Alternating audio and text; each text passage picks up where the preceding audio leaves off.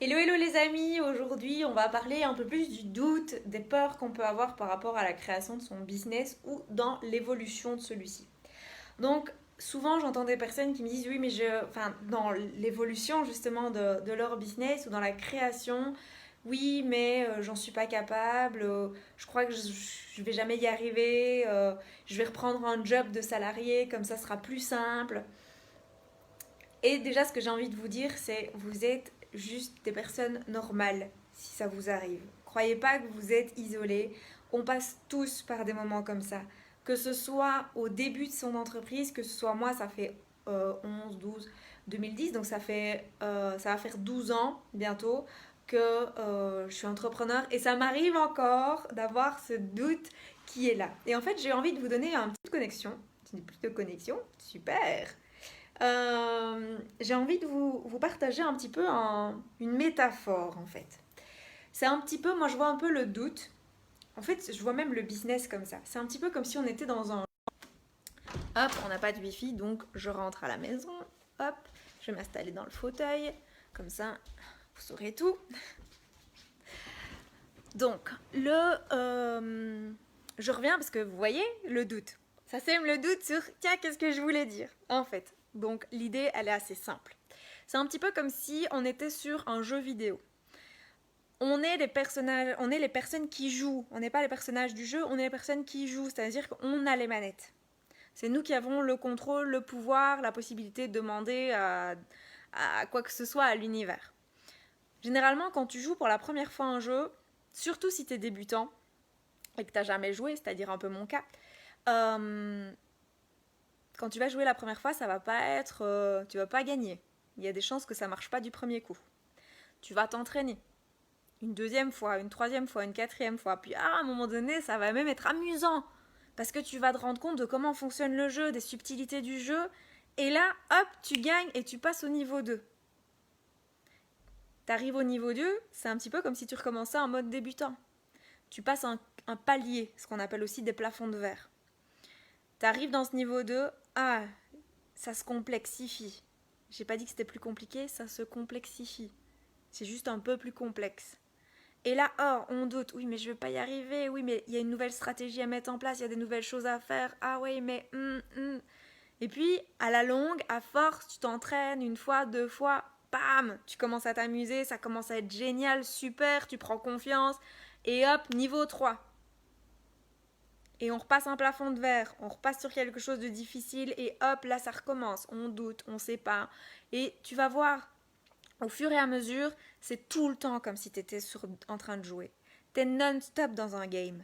Un game où tu passes par des doutes, par des phases de peur, des phases de colère, des phases de difficulté. Tu passes par une phase d'introspection et puis hop, tu as de la magie qui agit.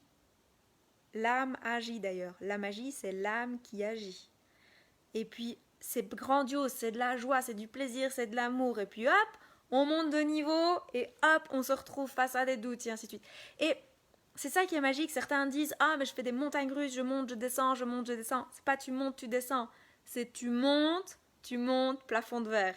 Tu montes, plafond de verre. Tu montes, plafond de verre. Et c'est non-stop comme ça va toujours en montant. Ça va toujours aussi dans découvrir des nouvelles peurs, aller à la rencontre du doute, de la nouvelle, de ce qui fait que là, on est venu titiller quelque chose qui te fait réagir. C'est non-stop comme ça. Et dis-toi une chose, c'est que si tu veux qu'un business, il soit non-stop, dans une croissance constante, avec une belle ligne comme ça, tu vois, ou même comme ça qu'on voudrait, avec une belle ligne comme ça n'arrive jamais. Pour la simple et bonne raison que pour toute émotion positive, il y a une émotion, alors j'aime pas dire positive, j'aime bien dire toute émotion agréable, il y a une émotion désagréable qui va avec. Tu peux pas avoir l'amour sans la haine. Tu peux pas avoir la il y a la peur va avec la joie. Toute émotion a son envers et c'est normal. Il n'y a pas que tu peux pas être que dans la joie, il y a la joie et la souffrance. Et c'est important d'avoir des moments où, certes, on doute, certes, on est dans le brouillard, certes, c'est complexe.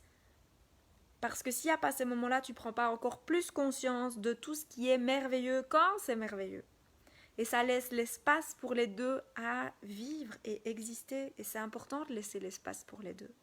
Et si je partage ça aujourd'hui avec toi, c'est parce que j'ai pu encore en discuter ce matin en coaching avec un client. Ça me permet aussi de vous partager que si j'ai pas fait de vidéo depuis mercredi, c'est parce que depuis mercredi, je suis dans une phase de down, une phase de doute, une phase...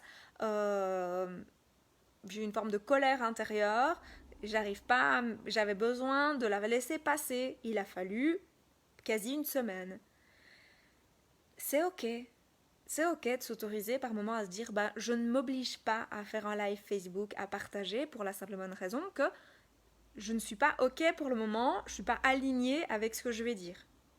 Par contre, ce matin, je me suis levée dans une énergie complètement différente, j'ai réancré mon corps, j'ai remis ma tête dans les étoiles et les pieds bien sur terre. Et là, je me suis dit, ok, on revient. Là, on revient dans la confiance, dans la foi, dans la certitude, dans la persévérance. Pas dans une persévérance de combat, dans une persévérance douce de j'expérimente, j'expérimente, j'expérimente, j'expérimente. L'expérience. C'était ce que je voulais te partager ici par rapport à ça. C'est juste de voir tes doutes, tes peurs comme des tremplins. Non pas comme des downs, non pas comme des grosses difficultés, juste de dire, ok, c'est quoi le cadeau derrière? Parce que derrière toute émotion désagréable, derrière tout moment que l'on passe dans du doute, dans de la peur, dans de la frustration, il y a un cadeau derrière. Et tu le verras après. Quand tu seras sur le... Hop, quand tu auras passé le palier, tu découvriras quel est le cadeau derrière. Donc juste dis-toi, ce que tu vis est une opportunité pour toi d'avoir un cadeau. Accueil ou combat. C'est à le choix. Soit tu accueilles dans l'amour et dans la bienveillance, soit tu combats au travers de la peur et souvent c'est pas facile. Donc tu choisis, c'est simple. Tu choisis. Maintenant, moi, je choisis souvent d'accueillir le cadeau, même si par moments, je passe par des espèces de phases de combat interne pour essayer de comprendre pourquoi on doute, pourquoi je doute, pourquoi ça ne va pas. Et j'adore aussi une amie qui m'avait dit un jour, France, ce qui est merveilleux, c'est que quand tu es dans le brouillard, c'est quand tu sors que tu vois les plus beaux arcs-en-ciel. Et je me suis dit, tiens, c'est intéressant parce que c'est une manière de voir le cadeau caché qu'il y a quand tu vis quelque chose qui est complexe. Coucou Raphaël, quand tu vis quelque chose qui est complexe dans ton business ou même dans ta vie en général, que tu doutes, que tu as peur, pense qu'il y a un cadeau derrière. Juste pense qu'il y a un cadeau derrière.